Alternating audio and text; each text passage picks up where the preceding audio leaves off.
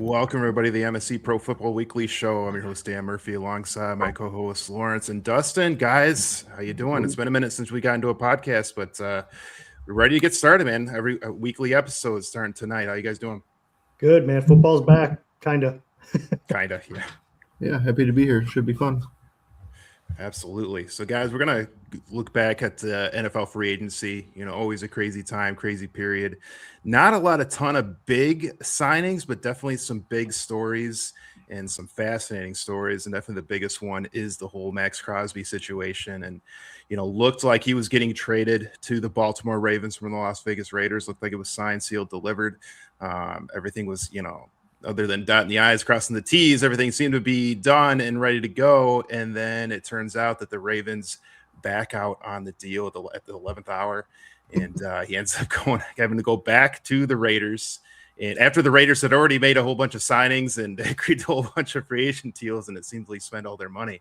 But as it stands, Crosby goes back to the Raiders, and then the Ravens immediately sign Trey Hendrickson. So, Lawrence, I'll start with you. Just what are your general thoughts on this whole crazy situation? And do you think the Ravens were pretty shady in this whole deal? So, yes, I do. But, you know, I also think, is it such a bad thing that the Raiders get Crosby back after all of the other guys that they just signed? I mean, you add Crosby to Nakobe Dean and Quay Walker, and it's a shady deal for sure. But I think if you're looking from the Raiders' point of view, who really, I don't think they ever really wanted to trade him to begin with. And I don't know that Max wanted out completely. It was the whole thing was very just weird from the start. At the end of the day, yes, it was definitely shady. I think it's going to affect how teams deal with Baltimore going forward. But on the flip side, is it such a bad thing that the Raiders ended up with one of the best edge rushers and then still had money to sign all those people they wanted to sign? It could end up being a light at the end of the tunnel for them, or a silver lining, quite honestly. Yeah. Dustin, what were you thinking about after all this went down? Yeah, no, it's definitely shady. I was really annoyed. I wouldn't do a trade with them at all. Like, if I was a GM of another team, unless they're like paying me 70 cents more or whatever. But yeah, no, you're right though. Like, they did a really good job in free agency filling holes, and I think that maybe it'll light a fire under Crosby as well. And you know, he's a monster. I kind of do think they wanted the trade to go through though, because like that 14th pick, you know, if you're taking the QB at 1, you know, if you could have got a receiver or that guard out of Penn State, I think like it really would have kind of like solidified building around Mendoza. So that's the only thing that really got me. Like, I was kind of hoping that they would be able to take an offensive lineman or a receiver to kind of help that offense a little bit more. Well, I guess what I'm wondering is Crosby's mindset, because he kind of pushed to get out of there, gets traded to the Ravens, you know, a consistent winner. And he thinks he's there. Like, he's posting stuff on his Instagram of his flight to Baltimore. And I mean, he seemed pretty excited and pretty fired up to go there. Mm-hmm. And then you find out last minute that no, you're not going there, and you're going right back to Vegas, a team that you wanted to get away from. Now, Lawrence, you bring up a good point. They had a great free agency. So he goes back after they sign all these free agents. Maybe his mindset changes a little bit, you know, after he sees all the work that they've done and how much the team's improved. Because at one moment when he's leaving, the team is you know, the roster looks a certain way. And then once he realized he's coming back, the roster is all of a sudden a lot more improved than it was originally. So I guess I'll throw it to you guys. Like, what do you think Crosby's mindset is now? Do you think he's just going to go ahead and, hey, I'm a Raider, let's roll? Or do you think he's still going to be pushing to maybe try to get out of there and get moved before the season begins? Sorry, I was just going to say he had videos like he did like a live podcast or interview show with like a former player. And that's kind of where he was aligned. He's like, "Oh, I'm a Raider. I'm good." I mean, he kind of like went into the backstory of how like he got to the Ravens at the facility, and the GM didn't talk to him like all day. Like, the video is pretty interesting. You should look it up if you have the time. But yeah, like, he seems like he's all in again. Like, what are you gonna say? I'm just gonna sit out. That's not his mindset. That dude's like a stone cold killer. So. I just wonder if if there's things going on behind the scenes, because we still got a lot of time before the draft. I wouldn't imagine once the draft happens, I can't imagine him getting moved after the draft. But I think going into the draft, I would wonder if teams are still going to ask, still going to call and say, hey, is he available? Can we do that same deal? I'm looking, I know Lawrence, the Cowboys were, kind of a name that was, especially once he ended up going back to the Raiders, the Cowboys were brought up as a potential spot. What are you hearing from the Cowboys' point of view, and how much interest do you think they had originally, and do you think they have any more interest now? They actually had, and I don't know if I'm breaking any news here. I think it was put out there that they did provide an offer to the Raiders, and I think it was one of their first round picks, Osa Digizawa, and I think a future draft pick as well.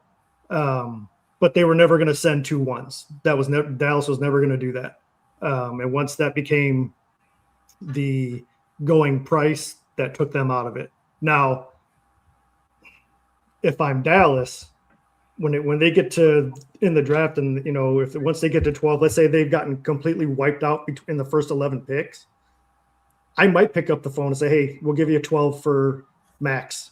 If you're going to keep them, keep them. If not, here's a 12. But I honestly, I don't know. I think that book is closed as far as the Dallas is concerned. What do you think about that, though, with the Cowboys? They trade Mike Parsons, and then the very next season they're looking to trade for another max out contract with Max Crosby. Like, I don't really understand the logic there. I think it became personal, and the way Jerry operates is if he feels he's been disrespected, there's no going back. So I think that's what just became personal. But now, he gets rid of Micah, opens up a lot of different possibilities on how to spend the money. So you saw, they got Quinn in, they got Clark, they extended Clark, they traded for Gary. They have money if they want to go get Crosby.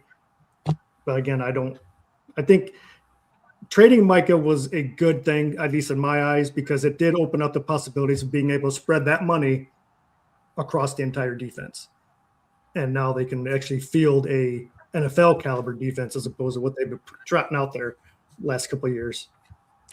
And Dustin, what do you think locally when it comes to the Detroit Lions? Obviously, the edge rusher has always been, it feels like it's been forever now, trying to get another edge rusher opposite Ada Hutchinson. The fan base has been clamoring, ever since even before Max Crosby became, on the trading block, people were talking about bringing him back here. Do you ever think there was any interest from the Lions' point of view to try to get him, or do you think that was just all fan talk and memes and that, but the Lions were never really interested? Certainly a lot of fan talk. I would say that the whole theme of the Lions offseason's been youth. So he's only 28 still, which is kind of crazy, but I don't really think that there was really, of course there was interest, right? But I don't think that they were willing to pay the price. I mean, they restructured Jared Goff for about $40 million. So, I mean, the money would slide right into that. But I just think that they're in a whole different mindset with how they're attacking the offseason. But well, how about you personally, though? Would you have wished they had tried to go for him? I know you had mentioned in your kind of off-season mock that you did after the season roundup, you thought they should try to maybe go after Trey Hendrickson. But did you ever think maybe they should have tried to make a move for Crosby? That would have been awesome. I just never thought it was realistic. I don't think they're in the business of giving up draft capital right now. I mean, that's kind of what I feel like happened to the Ravens. They're like, man, the 14th pick, that's kind of valuable. Man, we're the biggest losers of the first 24 hours of this open free agency period. It's the New York Ravens now, Everyone's going with John Harbaugh.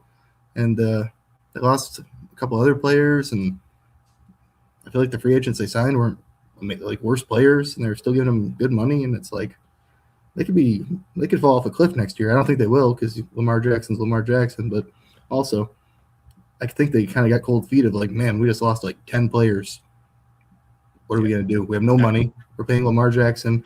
We're going to give him an extension probably in the next couple of weeks for $60 million cap hit. I mean, what are you going to do?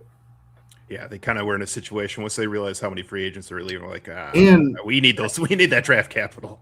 and Hendrickson's market kind of like, I don't think it was what he thought it was going to be. You know, he probably thought he was going to get like 35 or something, and you know what? Jalen Phillips gets $30 million a year, and you know he gets 28. So, I mean, I know he's not the best run defender in the world, Hendrickson, but I mean, he's better than Jalen Phillips. So, well, yeah, well, let's go ahead and get into that. We mentioned, you know, we all thought it was pretty shady how the Ravens kind of did this whole thing, kind of really did the Raiders dirty, really did Max Crosby dirty, probably more than anybody, making him think that he was coming there, and then you know renege on the deal in the last minute. But you know, behind the scenes, it looks like they kind of knew that, as you mentioned, Dustin, that Hendrickson's market had kind of diminished, and that maybe they could get him at a more an affordable deal, and they could get a Hendrickson, which he's not Max Crosby, but he's still, you know, probably a top 10 guy, top 10 edge rusher in the NFL. And to be able to get him without having to give up all that draft capital, it's kind of a no-brainer. You know, as shady as it is, when you realize that you can get Hendrickson and you pretty much kind of have that locked in, to me, it's almost a no-brainer at that point. Lawrence, what were your thoughts once they got Hendrickson? Like, did you think like, okay, maybe the Ravens knew what they were doing here all along? Yeah, you know, as soon as it got to the league opening year where, you know, it was no longer tampering, my thought was, you know, Hendrickson, you know, for me, being a GM anywhere, I'm not going to pay that guy over $30 million a year. It just wasn't going to happen. But I figured if a team jumped in there, you know, 25, 28, kind of 28 million. And as soon as I saw it was the Ravens, all I could do was shake my head. I'm like, you got to be kidding me. At that point, it became even shadier because, okay, you back out of the Crosby deal and then immediately sign Hendrickson. Like they had to know that was their plan to begin with. So, and I think you were right. Like they saw the draft capital going out the door, saw that they could add Hendrickson and still upgrade their pass rush and be able to draft in the top 15. Yeah, I think it became real clear real quick. Dustin, what were your thoughts, you know, when Trey Hendrickson signed with the Ravens? I may have tweeted it within 2 minutes of that deal getting called off. I'm like, oh, they're going to sign Trey Hendrickson. It just felt like it could have been medical related, but something felt inevitable because he was still on the market, and it was kind of like the lone one that hadn't really been reported yet. And it's just like, what's happening here? Like, I don't know. It smelled terrible from the beginning. That's just how I felt. Like, I don't know. Sometimes those thoughts are wrong, but this clearly wasn't. Like, that's where they were leaning. It feels pretty cut and dry. That's what happened here. Like, it's so quickly. It's not like it was, you know, days later. Right. You know, kind of, you know, maybe he had talked with a few more teams, and maybe you heard rumors with other teams. No, it was immediate. It was like, as soon as that trade was off the table, it was immediate. The rumors were, oh, Hendrickson to the Ravens. And it's like, okay, this is exactly what happened. They'll never say it, and they never really can say it, but we all know what happened. Like they could claim that he didn't pass his physical, but I bet you if he had a physical with 31 of the other teams, he would have passed all the 31 physicals. So here's the thing about that. If I'm not mistaken, he's still on crutches.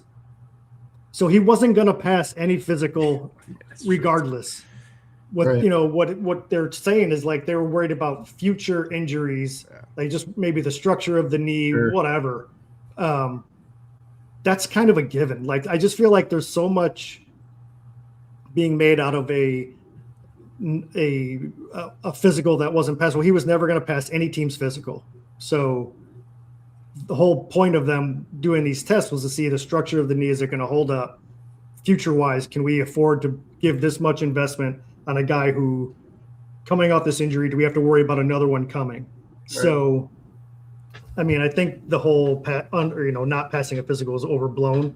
I think one doctor gave advice where another doctor maybe not gave that same advice. So, yeah. Another thing is that like 24 hours before this, Tyler Linderbaum signed with the Raiders. So everyone's like dunking on them, going, "Oh, Linderbaum and 2 firsts for Crosby. Good luck." Yeah. So I got their feelings hurt a little bit on that too.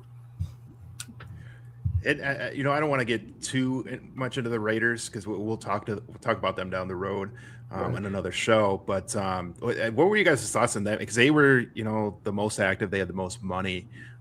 Just overall, like and as you mentioned, Lawrence, with them getting Crosby back, unexpectedly, like how much have they improved? Are they? Do you think there were more improved teams in the NFL coming out of this free agency period? I do actually. I think, and depending on how they do their draft, I think they can be. I mean, they're still in their division. Their division is loaded. So to say that the Raiders are improving, they still may be the last place team in that division. Yeah. But I don't think anyone's going to want to play them defensively. Like they are going to be a load on defense and again, here we go with the big ifs. If everybody that they signed stays healthy, Nakobe Dean couldn't stay healthy and he was a part-time player. So can he stay healthy? Then you have Crosby coming back. Well, maybe the Ravens weren't lying and they were, maybe they were really concerned about that knee. So there's a lot of ifs, but the people they signed are definite upgrades. And if they can gel together, I think they could be tough on defense. And Dustin is a pretty much automatic. It's Mendoza. It won for them. Yeah. Right. So they got their quarterback, and they invested in probably the best center or top 2 center in the NFL with the guy in the Chiefs. But either way, they're going to be better. But if they go like 7-10, I mean, they probably go like 1-5 in the division, and so it's like they keep firing coaches. So hopefully keep this, keep what's the coach that they hired from the Seahawks? Kubiak. Sorry, yeah. So they keep him, and they develop a team. Actually, they could actually turn into something. But the Broncos are legit. They just did a trade. I mean, for a receiver. I mean, the Chiefs are gonna bounce back somehow. I mean, you would think. I mean, they lost some good players again, but it's the Chiefs. Yeah, but signing Kenneth Walker was big. Yeah, we can jump. Yeah, we can jump right into that one because that's the next one on the list here. And we're staying in that division, like you said, Lawrence. It's one of the toughest divisions in football. And the Chiefs, despite they had a bad year last year, numerous injuries, Mahomes with the brutal knee injury, but man, they jump in the free agency and they get the Super Bowl MVP in Kenneth Walker, scooping them up from Seattle. And how much do you think this changes things for the Chiefs? Because my mindset was like, man, this is going to be a lost year. You figured Kelsey was going to retire. Mahomes might take quite a bit of time to recover. Maybe they give him extra time, just to, hey, this is going to be a lost season. But then, you find out Kelsey's coming back, for another year, and then they get Kenneth Walker. That kind of changes. I think it changes my mindset on where the Chiefs are at right now. Dustin, I'll just start with you on this one. Like, what do you think how the Chiefs are looking now that they signed Kenneth Walker and with Travis Kelce coming back? I mean, it obviously helps, right? I mean, what's the joke? You can't win the Super Bowl, so you just sign another Super Bowl MVP. But no, their offense got better, but obviously they lost McDuffie and Watson to the Rams, both at corner, and that's tough. So their defense probably should be worse, but I mean, their defensive coordinator develops corners like it's, his job. So, or like it's the only thing he cares about. I don't know, but that's for Walker. I mean, it'll help, but like, I don't know, because he's never had the workload of like a bell cow. It's always been committee.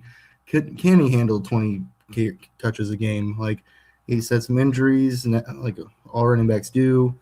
Like, I think he'll be a good player. I think he'll be worth it. He'll have over 1,000 yards. He'll probably have like 12 touchdowns. Like, he'll have a great year. But it is running back. He is probably in that 8 to 12 overall range. He's not really a game wrecker. I don't know. I don't love it. I don't hate it. I mean, it's nice to see running backs are starting to get a little bit more money, though. And Lauren, what are your thoughts on this one? Do you think this is going to change maybe Kansas City a little bit? Maybe they be a little bit more of a run team, at least, in this upcoming season with Mahomes coming off that knee injury? Well, if they don't upgrade at receiver, they're going to have to be. Yeah, that's true too. Because to this point, like, I still don't know who Patrick Mahomes is going to be throwing the ball to. I mean, Xavier Worthy. I don't even. Who are you afraid of in that wide receiver room on the Chiefs? I like Rice a lot.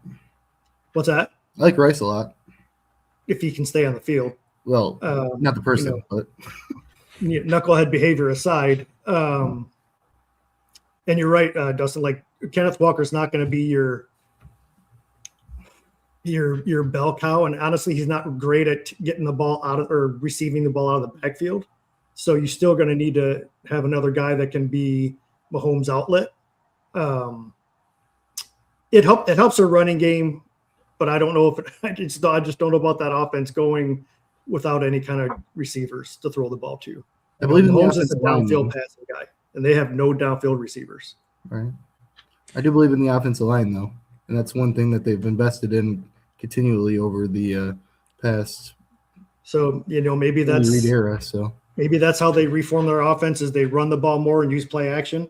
Yeah, but yeah, I mean that's what I'm thinking. I maybe I'm a bigger believer in Kenneth Walker than you guys. I do believe he can be a bell cow running back. I know he's had some injuries in the past, to start his career, but man, and maybe I'm a little bit biased by I watched him, in his greatest college football game, score 5 touchdowns against Michigan. I was in attendance for that game, one of the great local college football games, Michigan State games I've ever seen. And to be in attendance for that and to watch him run all over that defense was a sight to see. But but you see him in the Super Bowl. Charbonnet's out and he gets the bulk of the carries and he wins the Super Bowl MVP. And it just showed he's capable of, you give him the ball 18 to 20 rushes in a game. I mean, he can get you over 100 yards and you control the clock and keep your defense out the field. And you brought up, play action. Xavier Worthy, he's not, your possession receiver, but he's fast as hell and he can be a deep threat. And you get him, involved in play action. You can get some bombs to him and get him involved. I don't know. I just really like this signing. I was surprised by it, and I just really liked it, and I thought it was the perfect signing for Kansas City for the situation that they're in right now. And I think Kenneth Walker can take a lot of pressure off of Mahomes and off of Kelsey. And I don't know, man. I just really like the move. I thought it was a really good signing for the Chiefs, and I think it keeps them. Originally, if they hadn't signed Kenneth Walker, I just didn't feel like this was going to be a year for the Chiefs, like with that division, how tough it is. But I don't know. I think this gives them a little bit more opportunity, gets them more, in the conversation for that division and in the AFC. And I think what it does also is it helps Kansas City draft a little better. So now they're not stuck having to take a first round running back. I think that's what they would have done had they not signed Walker. And now they're a little bit more free. Maybe they do get a better receiver in there now. So. Well, those are the two, the biggest signings. Obviously the Crosby non-trade was the biggest story, and then Hendrickson going to the Ravens, and then Kenneth Walker going to the Chiefs. But what are some other signings that kind of stood out to you guys that are going to really help some teams? Lawrence, I'll start with you on this one. Honestly, I think I know they're not really signings, but the trades, the Rams, their weakness was that corner, and what they do, they go and take 2 of the best corners they can get. So. Those were the 2 big ones for me that stuck out. Was just the Rams, like identifying that weakness, saying, okay, Seattle, we don't have anybody that can cover Jackson Smith and Jigba, so let's go and get a couple cover guys and help our defense out. That was the big one to me, is just when you have a good general manager, man, like it just makes a world of difference, because they identify weaknesses and they don't just fill them, they go and fill them with star players. So that was those were the big ones to me. Dustin, how about you? I referenced it earlier about Jalen Phillips and how the Panthers overpaid, but I really like Devin Lloyd going there. I thought that was one of the better deals of all the free agency, 3 for $45. And they got Walker, the offensive tackle from the Packers, for $4 million. The guy was projected 20 plus. And they got him for $4 million with $10 million total incentives. It was a killer deal for them with their because their left tackle hurt his leg in the playoff game last year. That division, I kind of like everything overall. I like what the Saints did. I like what the Bucks did. Kind of like what the Falcons did. But honestly, the one that I was thinking about that's going to affect our interest is Kyler Murray to the Vikings. I think I think it's his job. Like, I still believe in JJ a little bit, but it's gonna be on a second team more than likely. I mean, the guy that you pick him over goes and wins the Super Bowl the next year. It doesn't matter if you played 10 games or 4 seasons. I mean, you're probably not going to keep your job. So, Eileen, what do you think about that move, Dustin or Lawrence? Kyler Murray going to Minnesota. Do you think that it's just going to be another quarterback that comes into Minnesota and tears it up and just revitalizes his career?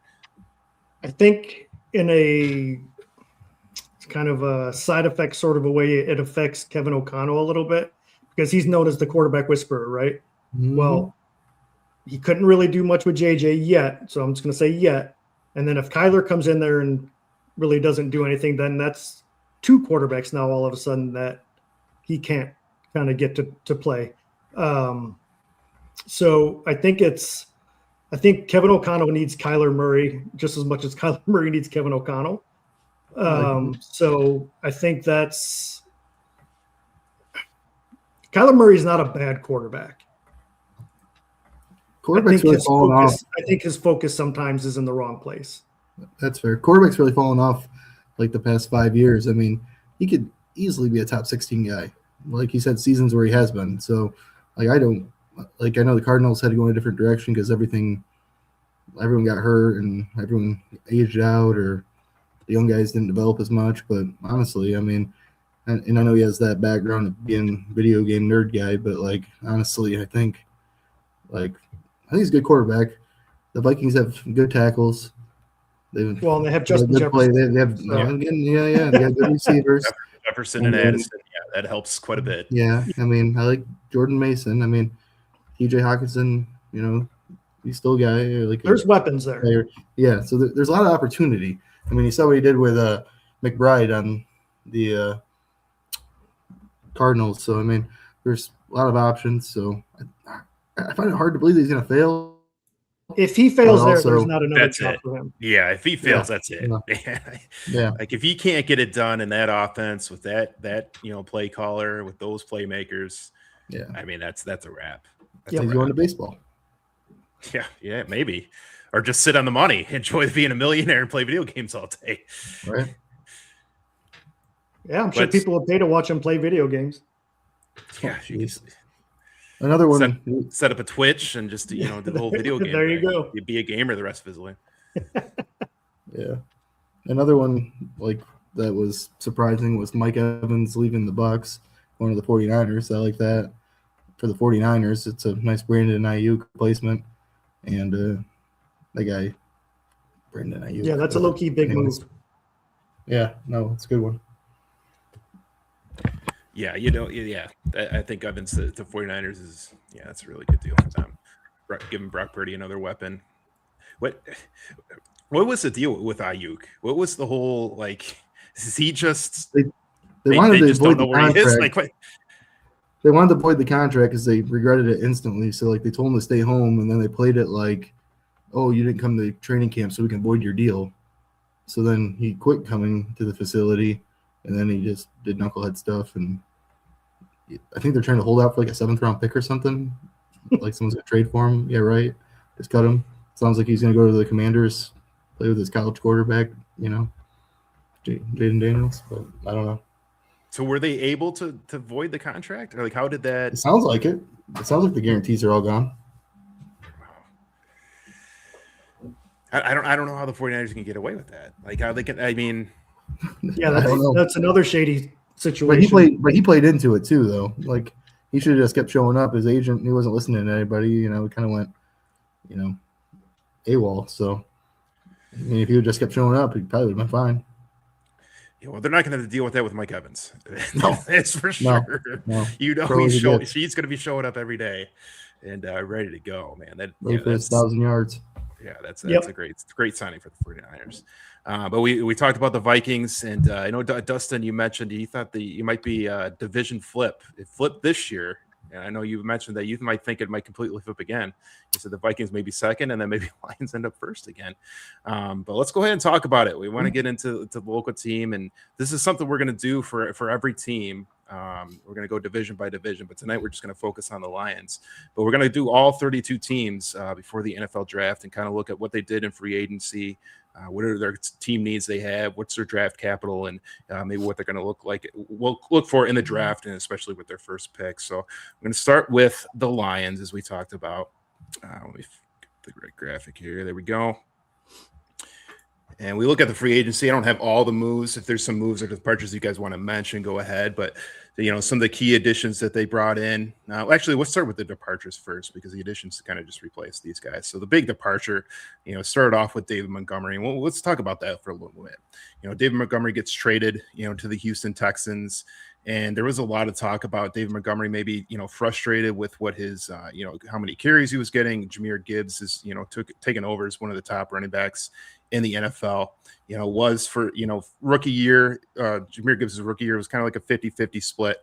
But last year, as Gibbs really started to come on, it's more like almost 80-20. I think by the end of the year, it was Gibbs really dominating the snaps. So Dustin, I'll start with you. When that trade happened, what were your thoughts in general, and what are your thoughts on David Montgomery leaving the Lions? I mean, he's a heck of a player. I really enjoyed watching him the past few years, but he obviously didn't want to be here anymore. It's really weird. There were some reports from beat writers that the front office was like perplexed on it, like they're confused, like why? Like it's everything's going good, fan base loves you, you're doing a great job, but I guess he wanted more. But like he's just not that kind of a guy to me. Like he's gonna go to the Texans, and then they're gonna have Marks, and he's gonna get some touches, and they're probably gonna draft another running back, and it's gonna be a committee, and he's just gonna get like his same 200 touches a year or 220 or whatever. And I don't know. I don't get it. I mean, I guess the Sonic and the Knuckles is dead, but I enjoyed it while it lasted. My first joke when this happened was just watch Sonic and Knuckles battle for Super Bowl MVP next year when the Texans and Lions play. But anyways, we'll see. What was surprising to me, though, was, it's one of the worst offensive lines in the league. They've done a great job replacing it. Like this offseason, but yeah, still though, and we talked about bell cow running backs. I mean, there's no way at his age and the tread on the tires, like there's no way he's going to be a bell cow running back, and that's what it feels like he wants to be, and he's just not that. It's like it feels like another Jamal Williams situation where you leave the Lions thinking you're going to get it's going to be a certain way for you, and it ends up not being the case at all. And I could very well see that being in the same situation with David Montgomery, where he's just never the guy that he was with Lions. What do you think? Thoughts, Lawrence, when you saw this trade go down? I was surprised actually, because I thought that at some point that the Lions and Montgomery would come to an agreement of some kind. I mean, I know these guys want to play, and that really could have just been the whole thing. Like Montgomery saw the writing on the wall. Gibbs is going to get all the attention, all the carries. I'm good too. I want to play. And that could be just as simple as that. I don't know that there was really any animosity in the locker room with him and anybody else. Honestly, I think it was just players. Yeah. With just a playing time thing. He wants to play, and I don't know if he had a choice on where he went. And I don't know if it's something where the Lions shopped him around and the Texans was the best deal they could get. It just seemed odd to me. It just seemed odd. Well, it surprised me after they had brought in Drew Petzing to be the offense coordinator, coming from Arizona. And, first of all, they talked to David Montgomery and told him, like, hey, you're going to be a big part of this offense. Like, and Petzing's known to do a lot of 2 tight end sets, a lot of power running, and Dave Montgomery seemed like he was going to be a big part of that. And I as soon as I saw that, I'm like, oh, it's it. Montgomery's going to be, he's probably going to get more snaps than he did last season, not a ton more, but he'll get more. He'll be more involved. Like they'll game plan to utilize him, and then he just didn't want it. Like he wasn't, for whatever reason, just wasn't happy with it. And he, like Lawrence, like you said, like he just wasn't happy with how last season went in terms of the carries. And I think more like if they're winning, like if they went to the playoffs or won the division, maybe it wouldn't be as big of a deal. But when you're not winning and you're not getting the carries, it can get pretty frustrating. And obviously, it just got too much for Montgomery, and he's only got he knows he's only got a few years left. Maybe he thinks he's a little bit better than he actually is, but he knows he only has a few years left, and maybe he wants to get as many carries and have as much opportunities as he can. But I thought the Lions got as best they could out of that deal. To get a 4th-round pick and to get a backup interior offensive lineman, which the compensation was pretty good.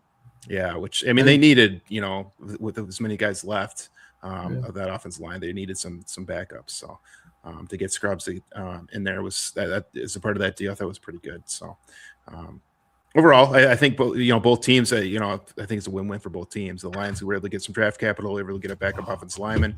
Texans were able to get number 1 running back. Regardless of where we rank them, I think we'd probably rank them more in the lower tier of starting running backs. But still, I'd say he's a number 1 running back. Going back down the list, Taylor Decker, another kind of weird situation, right? Wasn't sure if he was going to retire or not. Announces on Instagram that he's going to be back. And then we find out, what was a week or two later that, they agreed to release him. So Dustin, I'll start with you. Like, cue us on kind of what this whole situation was. And what do you think happened around with Taylor Decker, man? This seemed like a really odd situation. Yeah, no, I kind of felt it coming. I don't know why. Like, when you mentioned that article earlier, I wrote it. Like, I thought he was probably I leaned retiring, but also like Lions are notorious under this regime for wanting players to take pay cuts, and if you don't take it, they'll normally just let you go. And he didn't want the pay cut, so they let him go. But also, no one has signed him yet. Yeah. So I wouldn't be surprised if he's like back at some point in the next 6 months. And it wouldn't shock me one bit, especially maybe how the draft goes. If they somehow all the tackles are gone in the first 16 picks that they want, like I could totally see him back for a year. I just think that they want to move Sewell to left. I think they're ready for that. It's kind of like the Tristan Wirfs situation on the Bucs from a few years back. They're ready to do it. I mean, Sewell obviously is as good as it gets. So you want to give him the chance to play left tackle if he so chooses to. But regarding Decker, I just with the shoulder didn't hold up. I think they probably wanted to change his contract to like active roster bonuses per game, and like the tackle market kind of crumbled in free agency. Like I mentioned earlier, the Packers Walker, the tackle, only got that small deal, and Braden Smith, who I was hoping the Lions would go after, only got 2 for $20 with the Texans. I mean, the tackle market kind of crumbled, so I think he kind of overrated what he was going to get, and it just here we are. I mean, it's been a couple weeks now, or it feels like it has been, so maybe he just comes back. I don't know. Lawrence, what are your thoughts? You think it's a little strange that he hasn't landed anywhere, and you think he could end up right back with the Lions? I think that's a possibility, and it does bring a question to mind because we've said it about a couple of players now through the pod. Is they think that they're worth more than what they're getting out on the market, and is that them, or is that their agents in their ears saying, "Hey, I think that's what you're paying your agent for, right? I mean, that's right, to let you know what your market's going to be, right?" So I kind of, are they getting bad information back, or are teams just not wanting to pay for people? I really think there's a big shift going on with teams worried about injured players or people coming off injury. Yeah. And they're just not seeing the deals like they were before. So could Decker come back? Absolutely. Because if he's not signed by now, then there's a chance he doesn't sign anywhere until like training camp. Yeah. And I was scared that he was going to end up on the Bears because obviously Ben Johnson, their left tackle's out for the year already. Like it would make sense, but I think they signed somebody else. I can't remember who it was, but they did a different move. So I guess as a Lions fan, are you guys okay with him leaving? And then if you are, then why are you afraid of him signing with someone else? I'm not. I just don't want to see him in that jersey. Okay, fair enough. It's like if Dak was in the Eagles or something. I don't Oh, know. good joke. Okay, can we? Let's That's not. a little. Let's relax here, Dustin. I'm just saying, like, you wouldn't want to see that jersey. No, Like, I never want I to see have an that. emotional connection as a fan to Taylor Decker. Like, Okay, I've seen him play. Most of my fandom as a season ticket holder, I've seen his 100th game. They celebrated him. He's an emotional leader. I'm a huge fan of him. If the shoulder's junk and all the reports about how he had to go through what he had to go through for each game to get to play each game last year, and those reports were strenuous. And right. it's just we can't go. But also, if they don't get an offensive tackle at 17, maybe they both mutually agree to something. Well, that's I'd be shocked if you didn't. Yeah, you bring it up, Lawrence. Like, if are you worried with the Decker leaving? My worry is that this position you got to replace, and it's an incredibly crucial position at tackle. Whether even if Sewell does decide to move over to left, you're still going to need a right tackle. It tackles so crucial when your quarterback is immobile. And I'm a Goff defender, and I have to defend him on my other podcast constantly with my co-host. But the fact of the matter is, he's an immobile quarterback. He gives you top 10 production. And I'll fight to the death that he gives you top 10 production. That you can't ask for much more of that from a quarterback. Statistically, top 5. Yeah, I mean he's giving you the production, but you have to have a quality offensive line in front of him. You have to. Oh, so you're going to see what happened last season. And he still gave you good production. I thought he was starting to learn how to adapt and move around in the pocket a little bit more. But at the end of the day, if the Lions are going to be successful and they're going to get back to being a Super Bowl contender, they have to have a great offensive line. And Decker leaving a huge hole there is concerning because you didn't sign anybody, right? To replace him directly. You signed some backups. But you didn't sign, a true starting tackle that to the caliber of what Decker has given you throughout the Dan Campbell regime.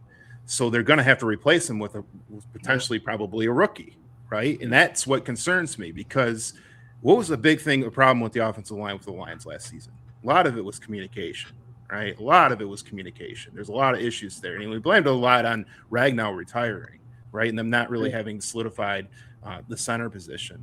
But this is going to be almost a whole new offensive line now, like almost completely a new offensive line other than Sewell and the guard, the rookie guard from last year, Rutledge, right? And so Rutledge is still, he's still a young guy too. And Mahogany's young too. Yeah, these guys don't have a ton of playing time, so you're going to be depending on a really young offensive line and potentially, whether Sewell goes to left or not, you're going to be depending on a rookie tackle from day one. And you mentioned young, though, and Cade Mays is still young, and that's who they signed from the Panthers. And in that article, he was like my number, 1 or 2, 3 guy that I wanted. Like, I thought Spot Trek had him projected 3 for 36. I thought they would go a little bit cheaper and negotiate it. They got him all the way down to 3 for 25. And he's the same build as Ragnow, and he's not the same player. Obviously, very few are, but his pass blocking is considered really good. He hasn't given up a sack in 2 years. So you mentioned that pressure coming up the middle, it's right now the tackle's a question mark. But I like Graham. I thought he did an all right job. He kind of fell off last year, but I think this is a huge upgrade at center too. So that factors into the whole entire offensive line discussion as well. Yeah, I mean, there's no doubt the interior offensive line is going to be much better. And as you mentioned, Lions did sign Cade Mays from the Carolina Panthers to step into that center position. And that was, to me, if there's so many things that resulted in the Lions finishing in last place last season and not making the playoffs. But the center position to me was the biggest. That was the biggest problem because from day one, it can be argued, and maybe Dustin, you might disagree with me, but I don't think they were prepared. I don't think they were prepared for Ragnow to retire. I just don't. The way they drafted, I just don't think they were. And they tried to immediately go with Rutledge at center. And 2 days into camp, they're like, "Yeah, this ain't gonna work," and they had to move him right to guard. So now your plan A was Ragnow. They were not ready for him to retire. He retires. Plan B was Rutledge to go to center. Then they couldn't handle it clearly. 2 days in to camp, and I can tell you I was an offensive line coach for many years, to go 2 days, you have this idea okay, this young guy is going to be our center, and 2 days into camp, you immediately change it and you never give him another rep back at center. It must have been so bad that they couldn't run their offense. Like whether it was bad snaps or whether he just could not get the calls right or make the calls on blitzes or the formations. That was the rumor about the calls. Like they had to have been. Like they could. Yeah. I could tell you, there's no reason they would have done that quickly, or at least give them an opportunity, or at least give them some opportunities later in camp to at least get some opportunities at center to be a backup. Whether even if you're not going to have him be the starter, just to have that depth at center and to never even go back to it, it had to have been a complete disaster. Right. And the reason the Lions finished last in the division last year is because Brian Flores, and what's he excellent at? Blitzing up the middle. So double A gap blitzes. This signing is just as much important for that as it is for, everything else regarding the offensive line. Like, Cade Mays is the only guy that they've given more than a 1-year deal to. So. Hey, what do you think about that, Dustin? The fact that they're really not – I mean, Cade Mays is a really good signing, as we discussed. But the rest of the deals are all 1-year deals, kind of cheap deals. Like, where do you think the thought process with that? Because obviously the fan base is furious because, and then it is with any team. Like, they want to see big splashes. They want to get excited about, new signings and new players. But what do you think about the overall – of them just doing a lot of 1-year deals, a lot of cheaper deals? Do you think this points to that they're going to give the extensions to the players that are close to getting those extensions? Oh, of course, that's always the goal. But I think they're going back to their early roots. They signed guys to 1-year deals and they made competitions. Like, looking at this right now, they signed McCary and Christian Izine, and they also signed the receiver from the Cardinals, who can return as well. So you have a bunch of return guys in there for a Meek. So, like, every signing that they've done so far to replace a body has been a guy that's like 2 years younger. Like, they're trying to get younger. Like, they haven't had a Anzalone replacement or a Decker or an Al-Qadim Muhammad yet, but every other guy so far, whether it's Grant Dortch for Kylie Freeman or it's Pacheco coming in, replacing the Montgomery, or, everyone's younger. Like that Larry Borum replacing Skip. I mean, every guy. So the DJ Wyom replacing Marcus Davenport. Every guy's younger. So they're signing similar bodied players, but they're trying to get younger. I just don't think they want to be the team that was 1 year late. They'd rather be a year early. And that's why I never thought like they were going to bring back Alex Anzalone.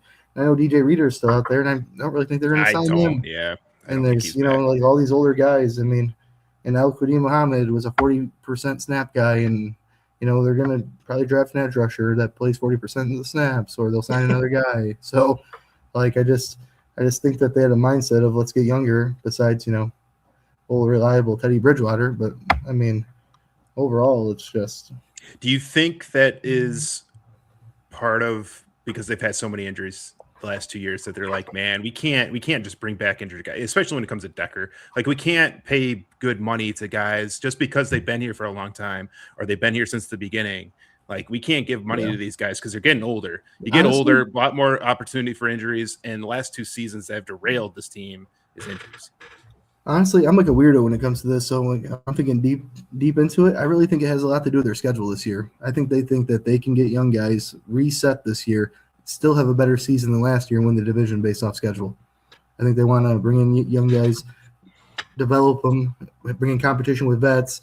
And I think that they think in their mind that the schedule is what it is. That's the core of the team is what it is. So they believe that they can kind of take this year. Maybe they'll lose 1 or 2 and still be in the running for the division, because look what the Packers have done. They've lost their arm and their leg. Look at, the Bears, they lost DJ Moore. I mean, the Vikings, I just think that they think that center early retirement. Yeah, 27 years old. Crazy. So, there's a lot of, and then we they talk about that's cut you off, but we talk about the Lions not being prepared for right now. There's no way the Bears were prepared for that. No. And then they trade for one of the worst centers in the NFL from the Patriots and give up value. So good for them. So like, it's just like, I think they look at this and they see if we do our job, our core does what they're supposed to do, and we just develop our young guys a little bit more, I think they feel like they can probably win anywhere from 11 to 13 games because that schedule says they can if they win division games. Lawrence, let me ask you this. That's just how I feel. Yeah, let me ask you this. In terms of the Lions' safeties, obviously they signed more corners in free agency, but the safeties, when they're on the field, is maybe the best safety duo in football with Branch and Joseph. But Branch coming off an Achilles tear, and Kirby Joseph, this knee injury that no one really knows how bad it is. Where do you think the Lions kind of sit with that? Is it a situation where they're kind of just, okay, these guys are going to come back eventually and we're going to depend on them? Or do they got to go into the draft thinking, hey, we got to get a starting safety because we don't know what these two guys are going to bring? So I think you're looking at a situation almost that is mirroring your offensive line situation. If you don't prepare and from what these guys are doing, going through, I don't think Kirby Joseph is going to see another snap, quite honestly. Really? Just everything that you hear, like it's really weird information and just a real vibe around him. Branch, you don't know what comes out, from an Achilles, but even go beyond that. Who's playing corner? Terrion Arnold, do you know you're going to have him with all his? That's what I mean. Dustin, you brought up. I mean, they've signed quite a few corners. Lower tier, small deals. But you mentioned like that's where they're looking for competition, and hopefully one or two of those guys step up. So if you plays better than you expected, given what you are looking at right now, and just assuming that your first round pick is most likely going to be an offensive tackle, do you think with the rest of the draft that you can improve your defense from where it is? Honestly, I don't know who's going to play corner for Detroit and the safety position. I mean, corner's not really that bad. I mean, hopefully DJ Reed is healthy and it bounces back. I think Arnold was showing flashes before he got hurt, honestly. It's a lot of ifs. That whole secondary, though, guys, that whole secondary is just ifs. It's so much ifs. It is. Every one of them. I mean, every player. Watson was the most consistent guy last year. Yeah, I mean, you've got the legal issues with Arnold, and then you have Sounds like there's nothing to do with him though. What's that? It sounds like he's cleared on that. Like I don't think he's cleared to that. When a judge names you, I don't think you're cleared in anything. Okay, fair enough. I hope he is, because that just seems like a weird situation. But I'm drawing a blank on the other corner that didn't even play last year. Extra? Yes. They're going to need to get something from him. So like third year, they got to get something from him. Yes. So there's just, like I was saying before, I can't – the whole if this guy can play – you can't rely on that. So you have to draft accordingly. If let's say they fail to draft any safeties or corners in the draft, and then you go into training camp and then, that guy just got hurt again. Oh, shoot. Now that guy just got hurt again. Kirby's not going to play. Branch isn't come back until whenever. That just spells doom right off the bat. Yeah, the old adage, hope isn't a strategy. You're hoping that Kirby comes back. You're hoping that Branch can be close to the player that he was, which I highly question a player like him coming off an Achilles, because his whole game was his explosiveness, his football IQ, reading it and then exploding to the football. I don't know. I can't name a player that's come back from an Achilles that was the same player that they were before the injury. Now, we've seen it with knee injuries, which is crazy. We've seen players actually come back and be even better at times. But I don't remember a case where a guy had an Achilles tear and then came back and ended up being better or as good as he was beforehand. And for Branch, like I mentioned, man, just his explosiveness is his whole game, and that to be potentially gone, it's going to be tough for him to come back, man. Especially this year, it's going to be tough to ask him to come back and play at the caliber that they need him to play at. What's his target return date? So I'd say mid-season. The injury happened in November, right? Okay. Because it was later in the season. He'll be out the first 4 weeks no matter what. But I guess you figure kind of like by game 8 maybe, and then just got to have that ramp up period. Like I don't know how much you can expect to really rely on him. So leave last year, it's tough. Yeah, I mean it's a tough situation because you go into the draft thinking I need to do this, but I really need to kind of hedge my bets over here, but I need this position here. They don't And really have a whole lot of linebacker- draft capital. And linebacker is easily the third biggest need, might even be 2 over edge rusher, because at least they have a guy that can start who played 16 games last year for the Panthers who started. So linebacker actually might be the number 2 need. So. And what did you think about that signing? 'Cause that just came through this week, Dustin. Muhammad, I don't have it on here, but Muhammad, I probably should have put it on here, but Muhammad, the edge rusher that was opposite of Aiden Hutchinson this year, leaves to Tampa Bay, right? It was Tampa Bay that he went to. It's funny, him and Anzalone are on the 3rd team now together. Yeah, it is crazy that they ended up going to the same spot. Mhm. But they replaced him, getting into defensive end. What were your thoughts on him? And do you think he can give him? Does he become the starter? Is he better than Muhammad? Is he going to give you equal? He's a Marcus Davenport replacement. He's not Okay. they're going to draft a speed rusher of some sort, I would assume, but he's more of a Marcus Davenport replacement. Like, he's big, he can stop the run. He's averaged 3 to 8 sacks his whole career. I mean, he's with those ratings had him like 98th in like pass rush, so it's probably not great. So we're gonna have to, the more this conversation goes, the more I'm getting a little bit worried about that defense. But well, then we start going over all the needs. Yeah. And before we get into the needs, there's one player we haven't mentioned, and that is Isaiah Pacheco. And that was, after trading David Montgomery, you're wondering who the running back 2 is going to be. I think that's a pretty solid replacement. He's not David Montgomery. He's not going to give you as good a production, but for a running back 2, for the money and the years, just a one-year deal. I thought it was a pretty solid signing. What'd you guys think? I think it was solid. I think he's almost like Dustin, you were saying, he's probably just a younger version of David Montgomery.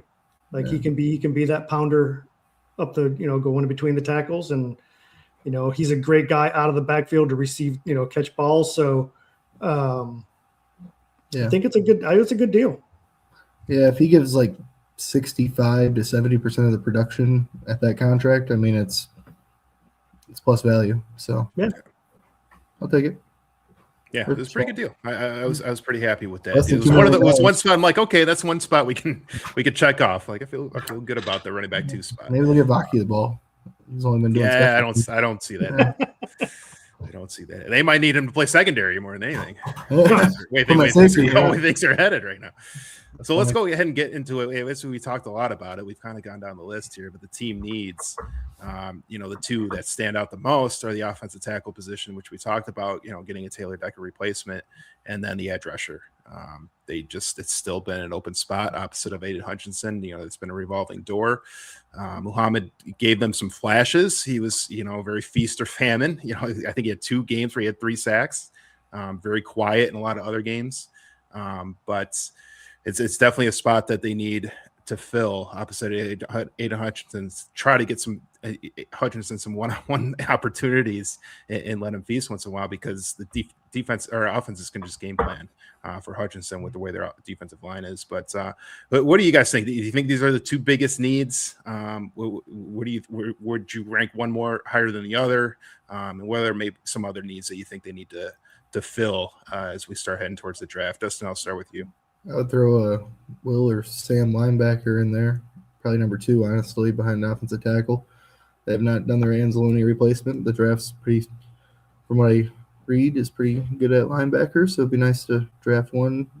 You could start Rodrigo at the beginning of the year if you have to, but it'd be nice to have someone with a little bit more upside. So, are you thinking second round? 3rd, 4th, 2nd, third. So just look. We can see the draft. Well, they don't have a 3rd, but they don't have a 3rd, but they have 6 picks between the 4th and 6th round. They're going to move around. So I think there's no doubt in my mind they're going to trade up and back into the 3rd round. If not, maybe even the 2nd round with as much capital as they have later. So that is a possibility. So even though they don't have a 3rd round pick, I would be very surprised if they are not drafting at some point within the 3rd round. Lawrence, what are your thoughts? What do you think their biggest team needs are? Definitely offensive tackle. And I think somebody that we didn't really mention while we were talking about is, I think if they get what they're used to getting from Aleem McNeil, I think that helps DJ Wanham coming in, because then, it takes away double teams from Hutch. Like, there's some things you can do on the defensive line to create pressure. Williams, You need Aleem McNeil to really be Aleem McNeil. Like coming out of this draft, if you can get an offensive tackle in your first round and maybe like a linebacker like an Anthony Hill in the second round, I think that helps. It's a start. But if they're trying to get back to Lions football or they want to play Lions football, you have to get that offensive line straight. So, and more, you want to keep Jared Goff upright. So the biggest need is definitely offensive tackle. At 17, barring any crazy trades or whatever, I think you can get someone like a Spencer Fano out of Utah. I don't think Myalga is going to drop that far, but offensive tackle is definitely the first need. And I do agree with Dustin. You got to get a linebacker in there, somebody who can go sideline to sideline. Yeah. Regarding like what this regime loves is guys that love football. 1, 2, athletic freaks. So like if you look at like the RAS score, raw athletic score through Math Bomb and all that, there's a Georgia offensive tackle, Monroe Freeling, who has a 9.99 RAS. Jeez. And I kind of, once I saw that, like, and obviously he played at Georgia, he has a lot of reps, I'm sure. So to see him being a target at 17 as well. So you guys thinking, in the first 3 picks, tackle, linebacker, edge rusher? We're kind of leaning. Yeah. So now, as we talked about, Lawrence, I mean, if safety's that's secondary, right? We're talking about those are the 3 picks, the first 3 picks for them. Tackle, edge rusher, and linebacker. We've gone through the first 3 picks. We haven't addressed secondary, which is right. But I think so. I think looking at this draft, I think Dustin hit it. Linebacker is somewhat stacked. I think edge is pretty full, and I think safeties there's a good amount of safeties in this draft too. You can get, like you mentioned, Dan, like they may package some picks and get back up into the third. So, third round could be one where you pick up one of those safeties. So, that's best guess. But, if there's one thing about Brad Holmes that I've kind of seen is he likes to be a little crazy in the draft. So you never know what can happen. Yeah, he's a little less off-season and a lot more in the draft. It's like he gets it all out, all those trades, all the moves. He kind of gets it all out in the draft because he's always seemed to be wheeling and dealing and makes some big moves within the draft. So even if they're smaller, deeper end of the draft, he seems to always be moving. So definitely going to be interesting. I just keep looking at that 4th, 5th, and 6th round, 6 picks in that group, and there's no way they're going to be staying. There's no way it's going to look the same as it does right now once you get into the draft. So I definitely think there's going to be a lot of movement to try to get back into the top 3 rounds if they can do it. And regarding the offensive line, like they that Larry Borum has 38 career starts, and they gave him like a $5 million guarantee. So that could be starter. They could honestly do him as like at least half season starter or something. So it's kind of not the sexiest name or whatever of like players that could play that position, but that could be. Or if let's say, it's a backup plan for sure. Yeah. Well, what I'm thinking is, let's say some of the tackles they got their eye on at 17 come off the board, and they don't love the tackle at 17 or love the value. Yeah. Maybe they wait and they pick that tackle up in the 2nd round. And where he might be a good athlete, but maybe isn't ready yet.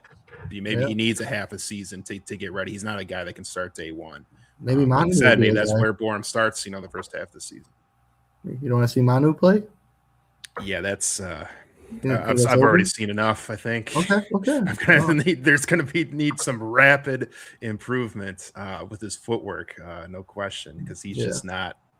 He's not it, man. He's not. I think it's going to end up being a bust, unfortunately. I hope I'm wrong. I mean, a lot can change. I can improve quite a bit from one season to the next, but from what I've seen so far, man, I don't see it. So he might be a guy though. I don't see it at tackle. I don't think he's got the footwork to be a tackle, but maybe he can move inside. Maybe he could be a guard. He is massive. Potentially maybe be a backup backup guard. Build it, be a career kind of backup guard, interior line. I could see that. I just don't see him being a tackle. Definitely not a starting caliber tackle. I think I agree. So, and we gotta leave it at that, guys. Get your final thoughts, and we'll wrap it up with the Lions here. They did finish with a 4th straight winning record, going 9-8, but finishing in last place with just how incredibly difficult that division is. Dustin, I'm going to start with you. Where do you think, obviously it's tough to say because we don't know what they're going to do in the draft yet, but just seeing what they've done in free agency, their overall roster, what we've seen from this regime over the last few years, do you think they're going to turn it around, get back into the playoffs, and potentially be a Super Bowl contender again next season? This conversation's made me feel less confident, but also when you're banking on your superstars to be superstars, I feel good about it. I mean, I feel good about Hutch, another year off injury. I feel good about Sewell. I feel good about St. Brown. I think J-Mo might even take another leap. We talked about a lot of the negatives, but there's a lot of positives too. I mean, Jahmyr Gibbs might be going for best running back in football. I mean, just going through it, I think Laporta's going to bounce back. I know next they're kind of tricky, so that's tough. But yeah, guys. I mean, Aleem, I think you mentioned him. I think he's the biggest key, honestly. If he's Aleem McNeil, $28 million contract they signed for Aleem McNeil, then, the defense should be okay because, like you said, that'll help everybody else and it'll help Hutch out even more. And maybe as a defensive player of the year worthy season because of it. So, but like I said, there's still holes to fill. It's still early in the season or in the league year. I mean, once that draft happens, we'll know a little bit more. I feel like they'll be an enticing enough team for veterans that want to wait to sign to maybe want to go to. So, I feel like there's going to be a lot of more positives coming along than just the negatives that we see right now. But, yeah, I see them contending for the division. I mean, I think we didn't talk about teams that took a step back, but I think the Packers certainly took a massive step back. And, the Vikings are no young team at all. A lot of older guys on that team. They can fall off the cliff anytime. That's kind of what the Lions are trying to avoid, I feel like, this offseason. Get rid of the older guys, bring in the young ones, keep your core. But anyways. What do you think, Lawrence? So I think this division, just looking at them, got it. I think they're going to beat each other up. I don't see anybody winning this division with more than 11 wins, quite honestly. So I think Detroit will definitely contend for their division. But like I was saying earlier, my biggest fear for them is it's not even the defensive line, because I know that's the sexy thing to say. Oh, you need the back half of the defense is the only thing that really scares me, because I do believe Aleem McNeil is going to come back stronger. That's going to help Hutch. That's going to help whoever else they want to put opposite Hutch. Tyleek Williams will be better. But linebacker, corner, safety, there are so many question marks. Yeah. Like I said, that we don't know what they're going to do in the draft. If they can at least get that to be average to solid, they'll be able to win the division. But that back half has got to be addressed some form or fashion. And they have been, but it's they're signing them they signed 2+ guys that can play the slot, and then you got Rakestraw, who you want to play the slot. So you got they have 3 guys that they're hopefully one works is kind of what it feels like, So they're throwing darts, but like I said, nothing's a home run. You can't build a defense on hope, man. Like some of these guys, it's put up or shut up time. Yeah, no, for real. And that's the thing. That's the follow up on what you guys said and what Lawrence said. That's my biggest fear is the secondary. And the thing about it is, and this is why I wanted them to go and try to get Max Crosby. And if they weren't going to get Crosby, I wanted Trey Hendrickson. And the reason why is because that end position is open. You don't have anybody there. It's open. The secondary is just a bunch of ifs, but you can't go out and sign a top tier safety or use your first round pick on a safety, because what if Kirby and Branch end up coming back and end up being fine? You got 2 superstars in your safety. Now you got a third safety that you can't use. They either spent big money on or used high draft capital on. There's too many ifs. And same thing at corner. You spent big money on DJ Reed. You used a first round pick on Terrion Arnold. You used a second round pick on Rakestraw, But again, it's just a lot of ifs. You don't know what you're going to get, right? But to Rockets help been with good that once in back 5 end, years. but what can help Yeah. your secondary? If you have a dominant pass rush, we saw it with the Houston Texans, right? You almost carry them to Super Bowl run. If CJ Stroud wasn't just absolutely atrocious, and that offensive line Look at was the Seahawks in the Super Bowl. Yeah, exactly. I mean, the Seahawks dominated that game with their pass rush, right? Like I thought getting a Crosby or getting a Hendrickson could have, at least for this season, really masked a lot of the issues that you have in secondary that you can't really fill with draft capital and money, because you have too much draft capital and money already invested in it, and you don't know when or if those guys are coming back. So I just thought defensive end would have been the perfect spot to spend a lot of money or spend some draft capital to fill and try to mask those issues for this season. And that's my biggest concern. They didn't do that, obviously. And you still have all those secondary concerns. Every single player in that secondary that they're depending on to be big-time players are all ifs. Every single one of them. Every single one of them are ifs. And if they all turn out and they all pan out, if every one of those ifs goes in the Lions' direction, they're a Super Bowl contender. If every one of those ifs doesn't, they're right back in the same spot and they're going to finish in last place. So yeah, I would agree. It's tough to say, like, it's tough to make any type of prediction on where the Lions are going to be. But Lawrence, I think I'm right in line with you. Like, I think this division is going to beat themselves up. I think it's going to be very similar to the season we just saw, where the Lions were 9-8 and finishing last. Like, I think the Lions 4-2 is going to be the one. Yeah, whoever can win those division games. Lions. Yeah, if you can finish with a winning record within your division, it's probably the team that's going to win it, or at least get you a chance to get in the playoffs. Yep. If you don't finish with a winning record, you're not going to make it. Yep. And that's what we saw last year. And it's tough, man. It's tough to see where the Lions were just a few years ago, where they had a 17-point halftime lead in the NFC Championship game, and without question had the best roster in football, like, at that moment. And to see where they're at right now with so many question marks across this roster as we went through every single one of them. It's tough, man. I've got a question, and I know we could probably do another show on this question. So if we have to, we can. Just something that I've been hearing, listening to the radio and stuff like that. Where's your trust in Brad Holmes right now? This draft is everything. This draft is everything to me. The last few drafts have been bad. I don't think it's that debate. I mean, you could argue whether it was bad or average, but it was nowhere near what they needed. Like, they needed these guys to be able to step. Like, they don't have these. Darn. What's that? I said it was not 4 all-pro players. Darn. What have they gotten from Reichstra?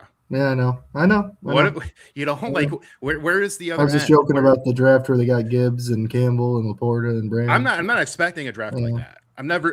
That's one of the great drafts of all time. But you can't just hang your hat on that forever.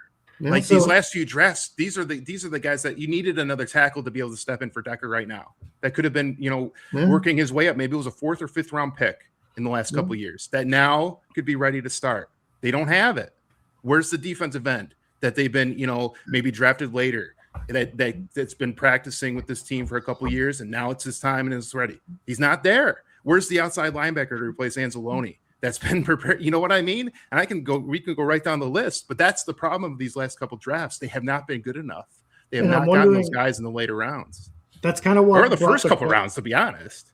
And that's what brought the question up, is because you look at some of these drafts where, he spent 2/3 to get, I'm drawing a blank on the receiver right now, Tesla.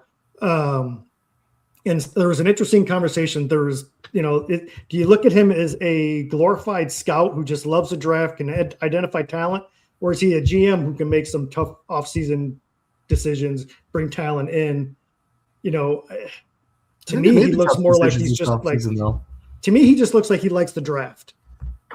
In the offseason, okay, we'll sign a couple guys, but where he feels like he makes his bones is in the draft. Well, to Dan's point, these last couple of drafts, there's been some misses, and those misses have just kind of compounded into where now they're kind of behind the 8 ball. And I think you're right, Dan. Like, this draft, he's got to nail this draft, or they're going to be in some problem. There are going to be some problems. Like he nailed some later picks earlier on, like Kirby Joseph, St. Brown, Ali McNeil. I mean, like, guys that weren't first round picks, like, he nailed those. There aren't any of those in those last couple of years. There just isn't. And I know Honestly, that's not. though, It's hard to say. You know, like a lot of GMs don't nail those picks. I get that. Oh yeah, right. But I'm sorry, the 2024 is the Lions were in a question mark right situation now. where they're a Super Bowl roster. They're a Super Bowl team. They need to be drafting and doing things like the Rams have done, like the Eagles have done in their conference to be that consistent Super Bowl contender. And they haven't done it those last couple of years.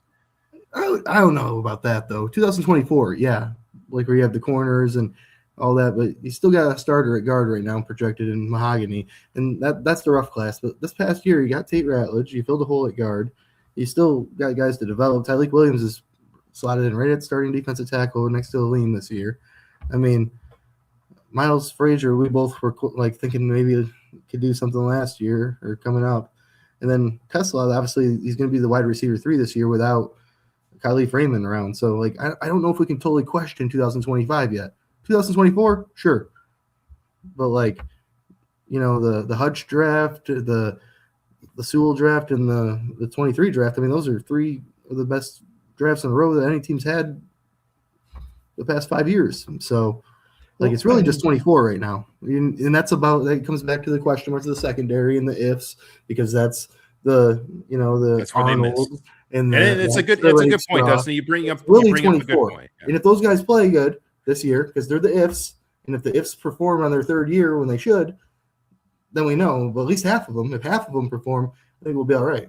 It's a good point, Dustin, because the 24 was the secondary draft, right, with Rakestraw and Arnold, and those are the guys that have to get 1st and 2nd round production from those guys this year. And they took a special teamer in the 4th round in Vaki. They thought it was like that was like when they're on their skis, high on their skis about, we love football players, and that was like, and they nailed 3 straight drafts.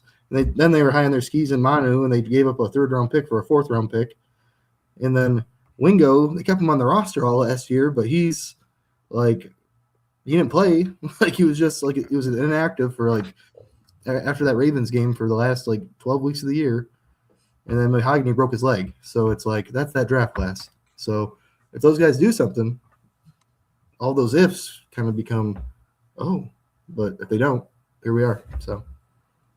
Well, guys, we can wrap it up with that. So I think what we're going to have to do is have to, at the end of every show, have one Lions question.